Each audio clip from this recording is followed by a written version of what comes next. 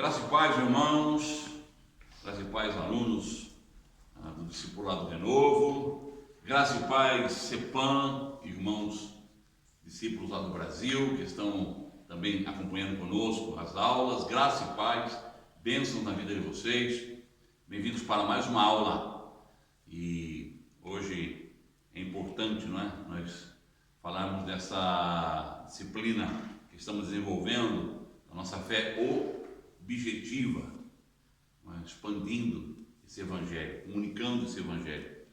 E o tópico de hoje é a economia de Deus revelada na carta aos Efésios, ou a epístola aos Efésios, ok? É o que nós vamos abordar hoje.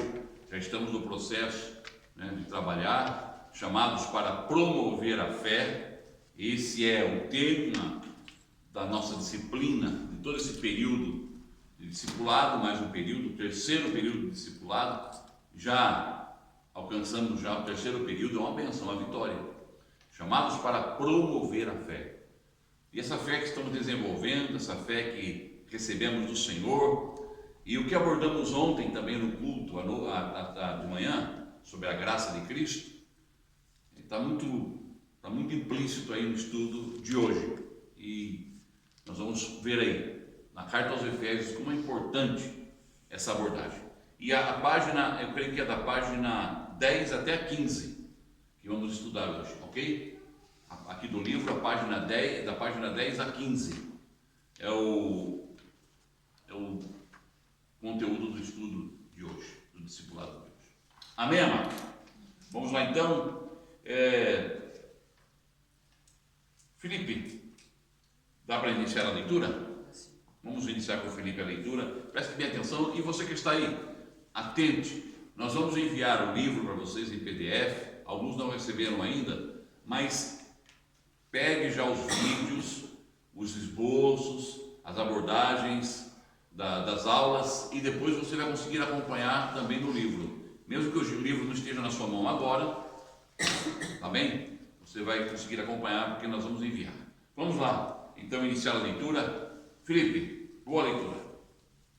A economia de Deus revelada na Epístola dos Efésios. Dentre todas as suas epístolas, a que Paulo escreveu aos Efésios pode ser considerada como a que melhor revela a economia neotestamentária de Deus. Nos primeiros 3 capítulos, o apóstolo detalhou a revelação dessa economia, e nos 3 capítulos finais abordou como praticá-la. Amém. Então vocês já viram, nós já aprendemos, não é? E alguns alunos até se espantaram, ficaram assim, impactados com a palavra economia. O que significa economia? Que nós, principalmente as mulheres, elas exercem todo dia. A palavra economia, do grego oikonomia, que são dois termos que estão conectados. Oikonomia, de oikos, casa, e nomia, gestão, administração, governo. Então, oikonomia é governo de uma casa. O sentido mesmo claro, o sentido mais raiz do termo é gestão. Economia é gestão de uma casa, que era comum essa linguagem no tempo de Paulo. E Paulo usa essa linguagem se referindo também à obra de Deus, a obra de Deus no próprio Deus, a obra de Deus em nossas vidas, a obra de Deus em relação ao universo, a obra de Deus em relação à igreja, a obra de Deus em relação aos discípulos. E hoje, nessa aula, nós estamos sendo trabalhados pela oikonomia de Deus. Aleluia!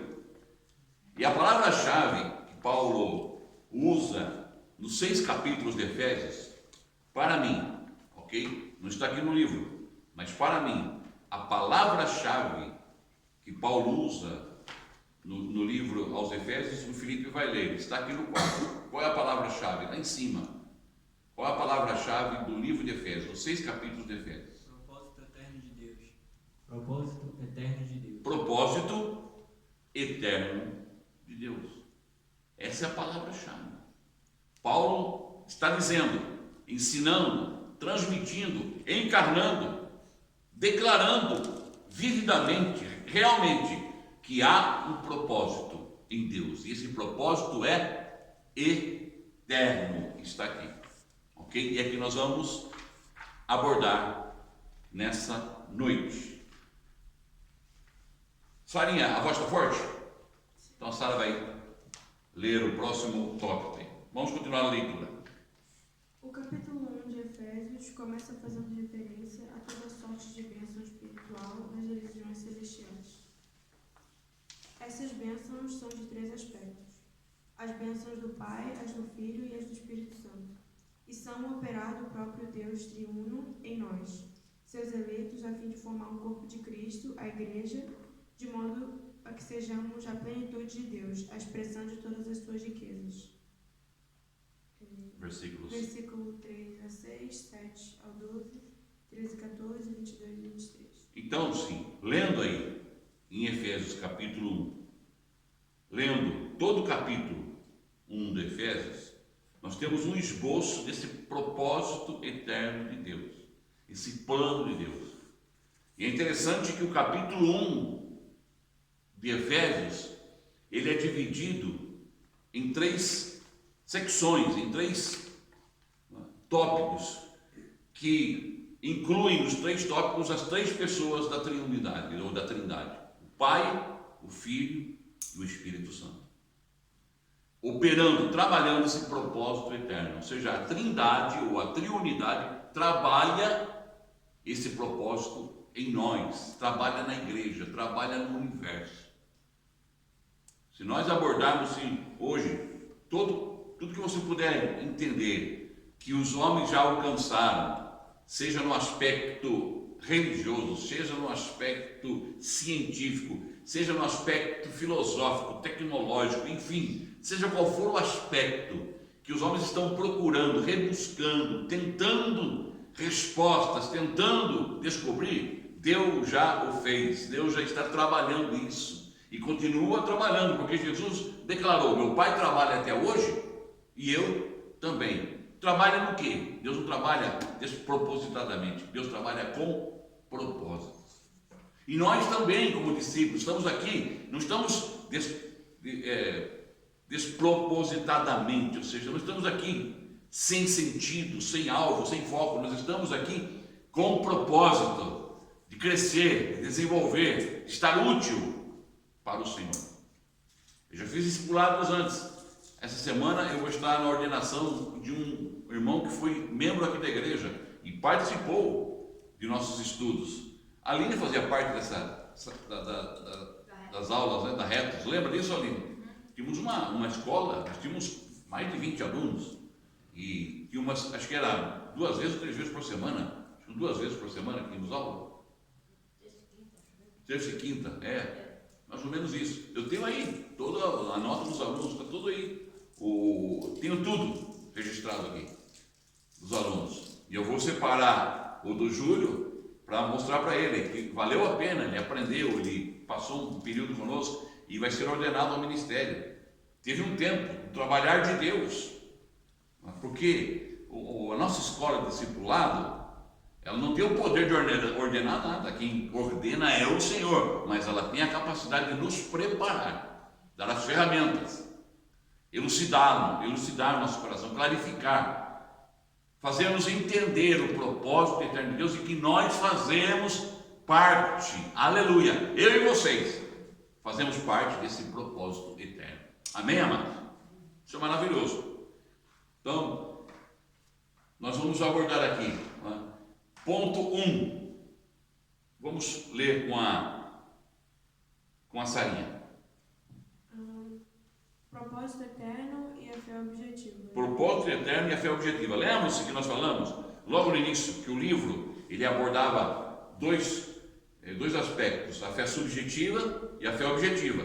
Mas principalmente vamos falar da fé objetiva, daquela fé que nós vamos propagar, promover. O Guto tem uma empresa, ele vende um produto Se ele ficar com o produto guardado lá dentro da empresa, o produto dele é perecível, vai apodrecer. Ele tem que desenvolver, ele tem que vender o produto, ele tem que, né, praticar o ato de promover o seu produto. Ele promove o produto através, não é, do mecanismo diz que a propaganda é a alma do negócio, não é? Da propaganda, mas ele tem que promover materialmente, ele tem que vender o produto. Só tem que sentar lá e, aliás, parece que é dia 20 vai ser a inauguração, então vamos lá em massa, promove esse produto aí, aleluia, e nós vamos provar esse produto abençoado, que já é bom. Mas se as pessoas não provarem, fica só o nome. Você pode ter uma igreja bonita, pode ter um espaço bonito, pode ter um produto bonito, apetecível, mas se nós não provarmos, e a fé, nós temos que promovê-la. A fé objetiva é você levar a pessoa a provar essa fé. Como aquele cego que estava no capítulo 9 de João, ninguém, não é, podia resolver o seu problema, curar a sua cegueira. Jesus foi até ele, promoveu o evangelho, promoveu o reino, e o curou, e o libertou, e o salvou. Assim também Deus quer nos usar, para promovermos essa fé objetiva. Amém? Então essa fé objetiva, né, esse propósito eterno de Deus, é transmitir essa fé objetiva. E lá está em Efésios 1, capítulo 3 ao 6, que nós encontramos em Efésios 1, capítulo 3 ao 6. Deus planeja, como diz aqui em Portugal, Deus planeia. Vamos ler Efésios capítulo 1, versos 3 ao 6. A Sara que está com o microfone pode ler. Bendito seja o Deus e Pai do nosso Senhor Jesus Cristo, o qual nos abençoou com todas as bênçãos espirituais nos lugares celestiais em Cristo. Conforme Ele nos escolheu nele, antes da fundação do mundo, que devemos ser santos e sem culpa diante dele em amor. E nos predestinou para os filhos de adoção por Jesus Cristo, para si mesmo, segundo a complacência da sua vontade, para o louvor da glória e da sua graça, pela qual nos fez aceitáveis a si no amado. Amém? Você vê como começa Paulo dizendo? E aí, em Efésios, Paulo usa uma linguagem, é uma linguagem bonita, que ele usa uma linguagem poética. Paulo usa a linguagem poética. Se os estudiosos, não é, das línguas, os estudiosos das estruturas de escritos, eles vão dizer que essa linguagem é poética. E Paulo começa dizendo assim: bendito Deus e Pai de nosso Senhor Jesus Cristo, o qual nos tem abençoado com toda sorte de bênçãos espirituais nos lugares celestiais em Cristo Jesus. Ou seja, o Pai planeja. Paulo está dizendo, Deus planejou algo, está trabalhando algo e nos abençoou com essa maravilhosa bênção, graça, salvação. E agora Ele executa isso no Filho Jesus Cristo. Para que isso possa acontecer, para que nós possamos desfrutar, experimentar, Jesus precisou se encarnar. O Pai envia o Filho, o Pai planeja, como na linguagem aqui de Portugal, planeia, o Filho executa, obedece. Vocês percebem em todo o ministério de Jesus, nos evangelhos, ele vai dizer, eu não faço a minha própria vontade, eu faço a vontade daquele que me enviou. Eu executo a vontade daquele que me enviou. Mesmo no momento mais crítico do seu ministério, quando ele está no Getsemane, e ele tenta negociar, dizer, Pai, se possível, passe de mim esse cálice sem que eu o beba. Mas no mesmo momento ele entende que aquilo é um propósito eterno. E novamente ele ora, não, Senhor, não seja feita a minha vontade, mas sim a tua. Eu quero executar a tua vontade. Por quê? Porque nessa execução da vontade do Filho, estava um plano maravilhoso a ser ministrado a nós, aplicado em nós. O Espírito Santo iria aplicar. Por isso que ele disse, se eu não for, o Espírito Santo não virá. E quando ele vir, ele vai aplicar, ele vai imprimir em vocês tudo aquilo que eu já tenho ensinado. E aí o que acontece? A terceira pessoa da Trindade aplica. O Pai planeja, o Filho executa, o Espírito aplica. Vamos dar uma lida aqui, mais uma vez no esboço? Por favor, Sarinha. 1.1. 1.1. Deus planeia, o Filho executa e o Espírito Santo aplica. Deus planeja, ou planeia, o Filho executa e o Espírito aplica, imprime em nós. Ele traz, o Espírito Santo traz todo esse plano, ele pega todo esse conteúdo, esse kit completo de bênção. Não sobra nem um pedaço da pizza, é tudo. Amém, amor? Tudo. Imagina uma pizza grande aqui na mesa. Maravilha, hein? Quem gosta de pizza? Uma pizza, eu gosto da portuguesa. Nossa, aquela pizza portuguesa. Ou então, carbonara. Ou então, uma parmegiana, não sei, uma pizza, como chama a outra aí? Pepperoni? Ai, meu Deus. E aí aí você começa a ver essa pizza toda fatiada, né? Fatiada. Ou então uma pizza grande com vários sabores, aquele que você mais ama, que Deus preparou com o maior carinho, toda fatiada. Aí você pergunta, né? E pega um pedacinho e come e fala, amém. E aí o Senhor disse, você está satisfeito? Ah, estou. Você gosta de tudo isso aqui? Gostaria de ter tudo isso? Sim. Então pode desfrutar, porque tudo é seu. Cada fatia representa um projeto de Deus, uma bênção do Senhor. Por isso que a palavra diz que Ele nos abençoou com toda sorte de bênçãos espirituais nos lugares celestiais em Cristo Jesus. Amém? Mas houve um preço. Houve um preço. Alguém se entregou por nós. Foi seu filho. Continuemos aqui a leitura antes de voltarmos para os esboços aí. Pode continuar a leitura, Sara. A bênção do Pai está relacionada principalmente a Ele, nos ter escolhido antes da fundação do mundo, e nos ter predestinado para a filiação, segundo o original grego. Isto é, para que sejamos filhos maduros, aptos a herdar seu reino e reinar com Cristo. Então, é que o autor está dizendo justamente do plano do Pai. O Pai planeou, planejou e nos predestinou em Cristo nos predestinou para sermos filhos. Aí não vou entrar nesse campo agora aqui de predestinação, porque eu disse para vocês que isso é básico, que nós estamos falando, não queremos nos aprofundar e criar também cornos em cabeça de cavalo, chifre em cabeça de cavalo. A palavra diz, Paulo diz que ele nos predestinou para sermos filhos. E pronto. Propósito de Deus. Ninguém discute, eu não vou discutir com Deus. Ele me salvou, Ele me separou. Outra coisa, é um plano tão maravilhoso que eu aceitei. Se eu aceitei, está em mim. Se está em mim, eu não tenho esse negócio de Deus um dia, segunda-feira eu estou salvo, terça eu estou perdido, quarta eu estou salvo, quinta eu estou perdido. Tem gente que vive nesse clima, não é? Um dia o senhor dá pizza, tira pizza, dá pizza, tira pizza, dá pizza, tira pizza, dá um pedaço, tira um pedaço. Que ele fica brincando, já brigou com o cãozinho? Às vezes eu brinco com o meu cãozinho assim, eu dou um pedacinho, eu brinco com ele, eu tiro. Deus não brinca conosco. Deus é sério nas suas obras. Deus é maduro nas suas obras. Deus é Senhor das suas obras. Ele é soberano no que faz. Então Ele nos abençoou com toda sorte de bênçãos espirituais. É isso que está aqui. O Pai, 1.2, não é isso? O Pai planejou ou planeou, como leu já a Sara. O Pai planejou ou planeou, escolhidos antes da fundação do mundo.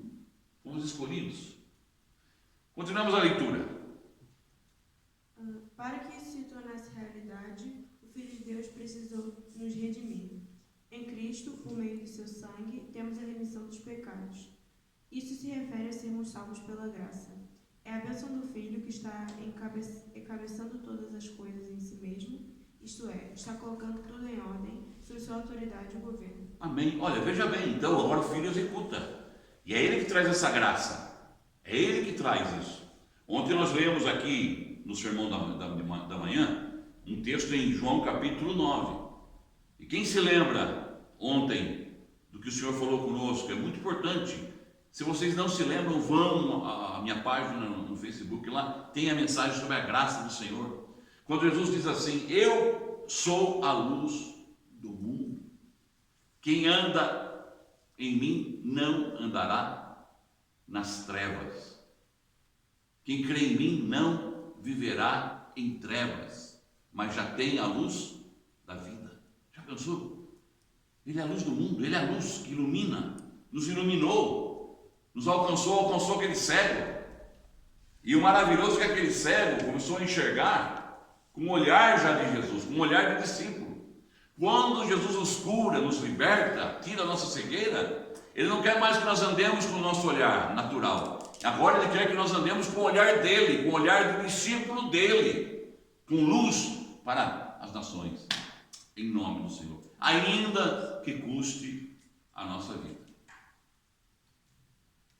Eu estou orando com uma família de um missionário que foi martirizado aqui na África, não lembro o país aí.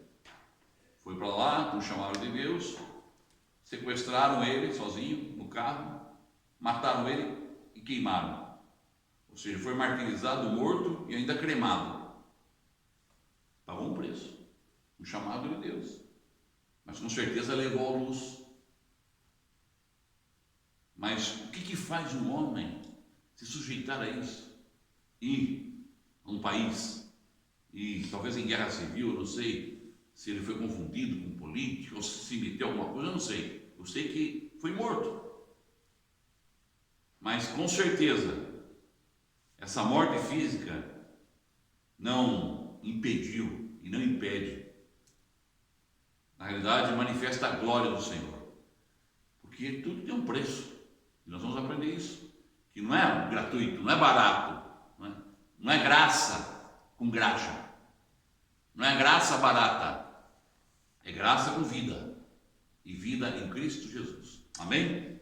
Agora a próxima leitura. Traz aí, Aline. Começar. Por fim, temos a bênção do Espírito, que aplica em nosso viver tudo que o Pai planejou e que o Filho cumpriu na redenção. Recebemos o Espírito quando cremos no Evangelho, e a partir de então, ele nos sela, confirmando cada ato de justiça, cada ação feita segundo a vontade de Deus. O Espírito também é o penhor, a garantia de nossa herança em Cristo. Quanto mais contatamos o Espírito, mais o Deus triuno é dispensado a nós e mais preenchidos somos de suas riquezas. Assim nos tornamos sua expressão e plenitude, a igreja que é o seu corpo. Aí o Espírito Santo aplica tudo isso. O plano do Pai, a execução do Filho, a aplicação do Espírito Santo. Esse operar do propósito de Deus em nós culmina no versículo 23 do capítulo 1 de Efésios. Estamos aqui dando uma síntese do capítulo 1. Então a síntese do capítulo 1 de Efésios, que Paulo quer transmitir a nós, pelo Espírito do Senhor, é essa. O Pai tem um plano, o Filho executa esse plano, o Espírito aplica esse plano em nós. E traz a bênção, não só de um plano teórico, não, um plano prático, real, verdadeiro. E não só, sela-nos com... Nós temos o selo de Deus e o penhor, está penhorado. O sangue do Senhor Jesus Cristo, a obra da cruz é o penhor da garantia de que isso é real em nós. Amém, amados? E essa fé nós temos que anunciar às pessoas. Dizer que a mesma bênção que nós recebemos, elas têm o direito de receber também. A mesma porção que nos foi dada é também doada a elas. Então vamos anunciar. O Evangelho precisa ser expressado em nome do Senhor. Amém? A fé, ela tem que ser desenvolvida, divulgada em nome do Senhor. Continuamos a leitura, Aline. O capítulo 2 diz que a igreja é constituída de pessoas que estavam mortas em deleitos e pecados, mas foram redimidas graças ao amor, à misericórdia e à graça de Deus. Por termos sido redimidos e por termos ganho a vida divina ao crer em Cristo. Hoje na igreja estamos sendo trabalhados e esculpidos por Ele. Deus é o escultor que está fazendo de nós sua obra-prima. Esculpir uma rocha implica remover pedaços e feri-la com ferramentas pontiagudas. Isso significa que o trabalhar de Deus pode ser um processo doloroso. Vários aspectos de nosso ser têm de ser riscados, sucados ou mesmo removidos. Na igreja, o Senhor está nos esculpindo todos os dias e continuará a fazê-lo até o seu objetivo. Versículos de 1 a 10. Então, o capítulo 2 agora, ele trata do trabalhar de Deus. Tudo isso que Paulo revela, como nós lemos no início, a Sara leu, que o livro de Efésios, ele começa, nos 3 primeiros capítulos, falar da revelação de Deus. E nos 3 últimos capítulos, da prática dessa revelação de Deus em nós. O capítulo 2 fala que nessa revelação Deus quer trabalhar em nós. Você se lembra de Efésios 2,10 que eu tenho ensinado? Da palavra grega que está lá, poema. Porque somos feitura sua, criados em Cristo Jesus para as boas obras, das quais Deus de antemão preparou para que andássemos nelas. Está em Efésios 2,10. E a palavra somos feitura, no original grego é poema. Poema, de onde vem a palavra poema, ou mesmo obra-prima. Deus é o escultor, que está esculpindo em nós esse propósito. Por isso que é importante isso. Vamos lá, tópico 2 aí. Quem está lendo é? Aline, dá para ler aí? Ou não consegue? Vamos lá, glória a Deus. Olha, eu trouxe um óculos aqui, quem precisar também. Aleluia, Emília. Vamos ver se está daqui. Tópico 2. Propósito eterno sendo trabalhado. Efésios 2, 1 a 10. Então, o propósito eterno sendo trabalhado. Vocês têm um projeto? Eu tenho um projeto, eu vou mudar minha cozinha. A Aline está mudando a cozinha. O Guto e a Camila estão mudando o espaço. Tem um projeto, tem na mente. Aqui vai ficar um armário, um objeto ali, um item aqui. Mas se só isso ficar no papel, ou na mente, ou no desejo, vai ser apenas um projeto. Esse projeto, para ser realidade, tem que ser trabalhado. Também Deus tem um plano maravilhoso em nós. Mas para que esse plano seja executado, temos que permitir o trabalhar de Deus em nós. Aleluia. Como discípulo, Senhor, trabalhe em mim. Aí que está o grande ganho e a grande perda. E eu vou dizer uma coisa, está a grande perda muitas vezes, porque nós parece que tememos deixar Deus trabalhar em nós. Tememos. Mas que Deus trabalhe em nós. Que possamos ter a ousadia de entregar a nossa vida, porque o plano de Deus é maior do que tudo em nossa vida, maior do que tudo que você possa imaginar. Vamos lá então. 2.1. Antes mortos, depravados, hoje salvos e remidos. 2.2. O Pai está trabalhando, esculpindo Cristo em nós. 2.3. Trabalhar mais, processar mais, moldar igual a preço. Olha, está vendo? Deus está trabalhando em nós. É isso que Paulo está dizendo no capítulo 2, versículos 1 a 10. Trabalhando. Ou seja, nós estávamos mortos em nossos delitos e pecados, como nós comentamos ontem também sobre a teologia calvinista, que aborda o assunto da depravação humana. Falávamos disso que há teologias, há ideias que dizem que o homem vai se tornando mal, ele nasce bom, mas se torna mal. A teologia calvinista diz que o homem já nasce mal, ele já nasce com a natureza pecaminosa, ele recebe a herança adâmica, e eu creio que existe essa natureza. Não significa que a criança já é má, não é isso, mas nasce potencialmente, já está, é latente dentro dela, é latente o mal. O mal e o bem estão latentes em nós.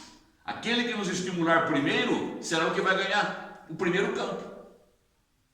Se Satanás estimular o nosso lado depravado, ele vai ganhar campo. Se Deus estimular o nosso lado de salvação em Cristo Jesus, ele vai ganhar campo. Estamos numa luta. E essa luta tem o trabalhar de Deus em nós. E ele é o escultor, ele vai esculpindo. Agora, nós aceitamos Jesus e ele começa a trabalhar em nós. Nós aceitamos Jesus, ele começa a trabalhar em nós. Aceitamos o plano de Deus, aceitamos a execução do Filho e a aplicação do Espírito. Ele está trabalhando em nós e continua trabalhando em nós. E como um escultor, esculpindo. E como nós lemos aqui, às vezes dói. Ele está usando lá o cinzel, está usando o martelo, está usando suas ferramentas. Foi? A broca, a talhadeira, enfim. Isso produz dor, mas essa dor, na verdade, é o preço. Como a Aline leu muito bem. O Pai está trabalhando, esculpindo Cristo em nós. Esse é o desejo dele. Para quê? Para que se trabalhar, mais o seu processar, mais o seu moldar, tem um preço. Essa é a equação. O trabalho de Deus, mais o processar de Deus, mais o moldar de Deus, igual. Um preço. Eu estou disposto a, como discípulo, temos aqui hoje, estamos aqui sendo trabalhados. Segunda-feira, hoje é o primeiro dia da semana, o primeiro dia útil, podia estar descansando em casa, mas eu estou aqui. Aleluia, Senhor, estou de bom grado, porque o Senhor está trabalhando em mim. Aleluia. Trabalhando por quê? Porque o Senhor tem um trabalhar em mim, o Senhor tem um processar em mim, o Senhor tem um moldar de Cristo em mim. E vale a pena estar aqui 1h15, sendo moldado pelo Senhor. Eu volto abençoado, eu volto melhorado, em nome de Jesus. Amém, amados? Continuemos agora a leitura. Agora é a Emília. Eu creio que é na página 12, capítulo 3 de Efésios. Ficou para Emília. O capítulo 3 de Efésios mostra que Deus, para dispensar o que é e tem, necessita de ministros, que são como mordomos ou despenseiros, os quais administram suas riquezas e as dispensam a seus filhos. Os mordomos nos ajudam a crescer em vida e a conhecer a economia de Deus, praticando-a no amor de Cristo. A expressão da vida é o amor. Quando chamamos por Jesus, invocando o seu nome, ganhamos vida no Espírito. E essa vida se expressa como amor pelas pessoas. Por isso, a fim de que o amor não esfrie, devemos sempre invocar esse nome maravilhoso. Quando invocamos o nome do Senhor com os irmãos, 2 Timóteo 2:22, ganhamos vida. Desse modo, somos capazes de expressar amor. Muitos testemunhos declaram esse amor entre nós. Amém? Amém. É 2:22 aqui, tá bem? Os 2:2, vou corrigir. É 2. Alguém pode ler para nós? 2 Timóteo 2:22? Não está em Efésios, mas tem tudo a ver com a questão de nós trabalharmos isso. Propósito eterno de Deus e o mordomado, ou seja, o serviço. Ser ministro do Senhor. Não está falando que você é pastor, evangelista, apóstolo. Não é esse sentido que Paulo está dizendo. Está dizendo do mordomado. E a palavra que Paulo usa é doulos. No grego, doulos significa escravo, servo. É o menor. É esse texto. Ministro é doulos, é servo, escravo, ajudando o irmão, descendo o nível dele, cooperando com ele. 2 Timóteo 2:22. Você está perto aí da câmera? Dá para ler forte, Guto, por favor. Só me fala a hora que for para parar, porque aqui está do 22 ao 26. Ah, tá. Fuja das vontades fortes da juventude. Persiga a retidão madura, fé, amor, paz. E se una com os que oram honesta e seriamente na presença de Deus. Amém. Até aí. E se una. Até aí. E se una. Orem juntos. Como é que está a sua versão? E você, Timóteo, fuja das paixões da mocidade e procure viver uma vida correta, com fé, amor e paz, junto com os que, com o coração puro, pedem a ajuda do Senhor. Juntos com os que, coração puro, como diz o autor, invocam. Há uma versão que diz invocam. Está aí na sua? Invocam o nome do Senhor. Invocar juntos. Orar por irmão. Os jovens que estão aqui, né? Na luta. Eu disse para vocês, acho que foi ontem que eu disse para os jovens aqui, não foi, Sara? Lembra? Falei, jovens, se você não tem namorado ainda, ore ao Senhor, espere. Amém? Se você ainda tem orado e disse, Senhor, mas está demorando, melhor estar sozinho do que mal acompanhado. Terceiro, ore com os irmãos, peça ajuda, e o Senhor vai separar essa pessoa querida da sua vida. Porque Ele faz isso, Ele é maravilhoso. Agora, eu estou disposto a pagar esse preço? A me unir com os irmãos, a receber o mordomado do Senhor, o trabalhar de Deus? Não, nós às vezes nos apressamos, pensamos que, sabe, eu me lembro que eu já tinha esse pensamento quando era jovem, mas se Jesus voltar, eu não casei ainda, será que eu vou ter filhos? Ele ficava aquela mentalidade jovem, quando na realidade Deus tem um plano maravilhoso, muito mais do que, é muito mais precioso. O casamento é uma bênção, viver uma relação é maravilhoso, ter filhos é extraordinário, agora ter Jesus é o melhor que tem. Ter Jesus é a melhor coisa que existe em nossa vida, porque sem Ele, nada do que foi feito se fez, e nada do que fazemos se fará, e nada que intentemos fazer vai se comparar àquilo que Deus tem feito em nós. Então vamos ser trabalhados pelo Senhor. E aí, Paulo entra no terceiro item, que é o mordomado, desse princípio de Timóteo. E Paulo, no capítulo 3 de Efésios, vocês leram, ele diz, olha, eu recebi do Senhor a visão, eu processei na minha vida, eu tenho trabalhado, eu tenho orado, eu tenho desenvolvido, eu tenho entendido essa dádiva de Deus e oro para que vocês compreendam isso. Então, o capítulo 3 de Efésios, ele é dividido em dois tópicos. Paulo dizendo que ele é o principal mordomo, que ele recebeu do Senhor, a salvação, a revelação direta do Senhor. Paulo diz isso. E no segundo tópico, no capítulo 3 de Efésios, ele diz, e vocês, eu oro para que vocês também cumpram esse mordomado, sejam discípulos, transmitam isso. Então Deus faz isso conosco. Amém? Emília, dá para ler aqui então? 3. Propósito eterno e o mordomado. Efésios 3. 3.1. Princípio de 2 Timóteo 2:22. É aquela transmissão, de oração. 2 Timóteo 2:2, Paulo diz assim, o que de mim recebeste, através de muitas testemunhas, transfere a homens fiéis, para que sejam idôneos e transmitam a outros. E nós transmitimos isso. Também na oração, no mordomado, no serviço. Ontem nós tivemos aqui um almoço maravilhoso, eu vi as irmãs trabalhando, as pessoas aqui envolvidas. A primeira irmã que perguntou quantas cadeiras são, quantas pessoas? Eu disse mais ou menos 30, já colocou aqui as cadeiras. Aí outros irmãos começaram a trabalhar, os pratos, enfim, todos trabalharam, auxiliaram. Você veja o trabalhar de Deus na comunidade, isso não pode parar, tem que desenvolver, tem que ampliar, tem que expandir muito mais ainda. 3.2. Paulo, exemplo de mordomo. Paulo, exemplo de mordomo. Ele recebeu, não reteu, teve um encontro maravilhoso com Jesus, recebeu revelações que nós já lemos, isso estudamos extraordinariamente. Foi para o deserto, ficou lá um tempo refletindo sobre o que recebeu do Senhor. Depois ele é desafiado por Barnabé vai buscá-lo, apresenta ele à igreja, a igreja ora com ele, entende que ele tem um chamado, envia Paulo, vai para o mundo todo, se torna um grande missionário, não reteve nada, foi um grande mordomo de Deus, um excelente mordomo, que nós possamos seguir esse exemplo. E ele quer nos ensinar, e orou por nós, para que também sejamos discípulos, como Jesus orou por ele, orou por nós, que todos sejam mordomos, para que todos creiam que tu me enviaste, através do mordomado. 3.3. O apóstolo ora e trabalha nos discípulos. Amém. O apóstolo ora e trabalha nos discípulos. Depois, aqui na página 13, não é necessário ler, é um testemunho da igreja local deles lá, a experiência que eles tiveram.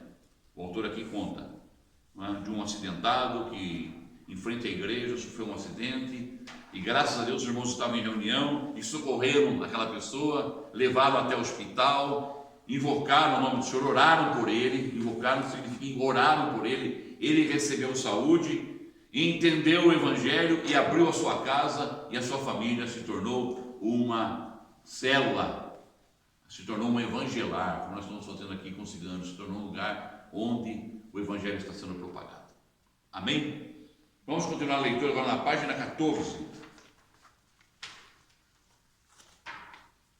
Continua a leitura, então, de Miriam. A igreja é onde somos alicerçados no amor, por meio de invocar o nome do Senhor, declarando seu senhorio sobre nossa vida. Cada um de nós está aprendendo a negar a si mesmo. Dessa maneira, deixamos de ser o centro das atenções e os problemas deixam de ser o foco de nossa vida. Pouco a pouco, a vida divina cresce e o amor pelas pessoas se expressa. Amém? E aí? A igreja é onde somos alicerçados. O autor está abordando esse item importante, onde nós recebemos o alicerce, a formação, a construção da nossa vida, o trabalhar de Deus, o mordomado, a unidade, onde oramos uns pelos outros, onde deixamos de ser centro das atenções. Ninguém é estrela. A estrela é Jesus Cristo. E nos tornamos servos uns dos outros. Isso é mordomado, para que o Evangelho do Senhor se propague de forma extraordinária. Amém? Agora vamos, a leitura vai ficar um encargo aqui. Maria, você pode ler, Maria? Então, receba aí o instrumento de bênção aí. Solta essa voz aí, radiofônica, FM Renovo, vai agora a voz maravilhosa de Maria, a mulher lá das Minas Gerais, que quando fala, a terra treme. Nos capítulos 4 a 6 de Efésios, temos a prática do que foi revelado. Nos capítulos 1 a 3, Paulo menciona 5 vezes o verbo andar. Capítulo 4, 1, 17, 5, 2, 8 e 15. Em 4:1, ele fala de andar de modo digno da vocação ou chamamento de Deus. Amém? Então veja bem. Agora, um outro aspecto. Agora o prático. Lembra que nós falamos que os 3 primeiros capítulos era a revelação de Deus? O Senhor se revelando. Temos aí revelação. Temos aí o plano de Deus. Agora, do capítulo 4 ao capítulo 6 é a aplicação, é a prática da igreja. E nessa prática, agora Paulo começa a já abordar o assunto que é o propósito eterno de Deus no nosso andar. Algumas versões aí dizem viver. Talvez a sua tradução diz viver. Tem versões que diz viver de forma, a outras versões que diz andar. O sentido é ação, andar, ou seja, agir, a forma de agirmos. Então Paulo começa a dizer que o propósito eterno de Deus no nosso andar, no nosso viver, tem como forma de agir o andar na graça do Senhor. Primeiro nós começamos a andar na graça de Cristo. Amém? Continua a leitura, Maria. Aqui está Implícita a graça. Devemos andar segundo o chamamento da graça. Amém? Então andar segundo o chamamento da graça. Paulo diz, olha, esse andar, essa fé que vocês estão expressando, essa fé operante, essa fé objetiva, essa fé com todo esse plano de Deus, precisa revelar a graça. Porque se não tiver a graça de Jesus, é religião. Graça, favor imerecido. Continuemos a leitura. A segunda menção de andar está no versículo 17. Não mais andeis como também andam os gentios. Na verdade, Na vaidade.